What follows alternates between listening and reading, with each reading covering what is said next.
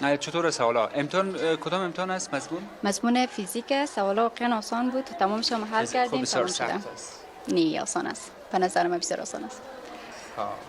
یک سوال بکنم، اگر همین کاغذ ما کلوله بکنیم درست است؟ بله.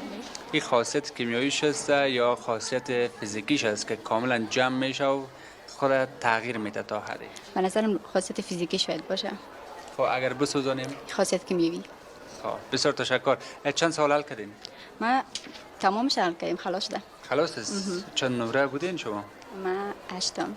خب اول نمره متوجه باشین که از همگی کده پیشتر اینا حل کردن، حتما در رقابت هستین. چطور؟ البته. انشالله اگر زنده بودیم روزی که شما پارچه میگیرین بازم میایم یک گزارش می داشته باشیم ببینیم وقت شما 8 سوال بود، 8 سوال کاملا حل کردین، 9 سوال حل کردین، حتما نتیجه خوبم دارین. هم پارچه‌تون خیلی منظم است، میخوایم که دوستا ببینن. امید میتونی گرفته؟ من 12 سال کوشش کردم اما قسم یک پارچه منظم داشته باشم، با سلیقه نتونستم. او هم فیزیک واقعا سخت است.